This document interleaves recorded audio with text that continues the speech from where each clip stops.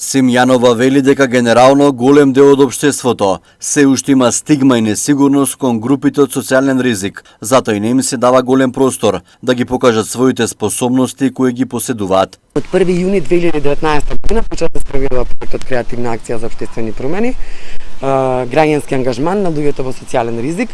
Генерално идејата е да му покажеме на општеството дека и оваа заедница може да допринесе со своите идеи да се зголеми квалитетот на заедничкото живење во градот или во локалната заедница, зависи каде во моментот на интервенцијата.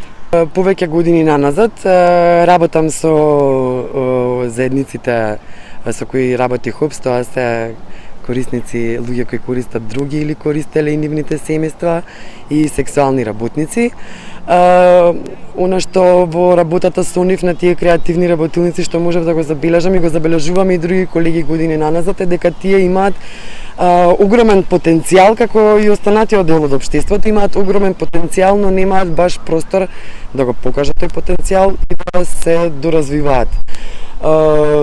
И средствата за помош на овие заедници се секогаш некако на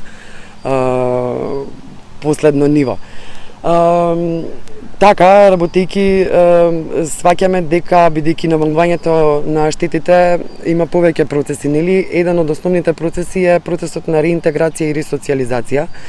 Ние веќе долги години наназад препознаваме дека корисниците, луѓето кои користат други се практично непрепознаени на пазарот за труд, дури и да имаат вештини кои се уникатни, луѓето заради стигмата и дискриминацијата одбиваат да им дадат можност да заработат, што доведува до други ситуации понатаму. И не само тие, генерално голем дел од луѓето многу ретко потребуваат креативност, која се обидовме да ја разбудиме преку идејата реупотреби го умот, вели Симјанова.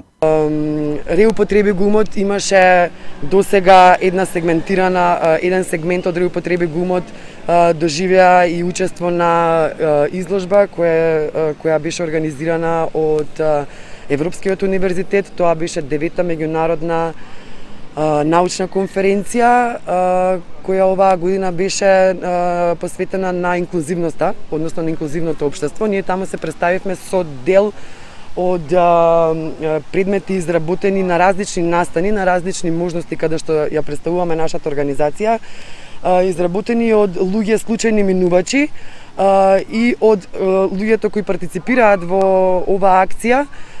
Создадовме едно дело кое се вика Пластика, кое е исто така дел од реупотреби го умот идејата. Пластика во тој момент ја представуваше и се уште представува дека секое општество е полно со различни зависности, но но за луѓето кои се корисници на дроги, како да се нели опасните, при тоа тука општеството не ги препознава еднакво и другите зависности. Идејата реупотреби го умот ќе продолжи да живее и во многу други проекти, со цел да се подигне креативноста на луѓето во македонското општество.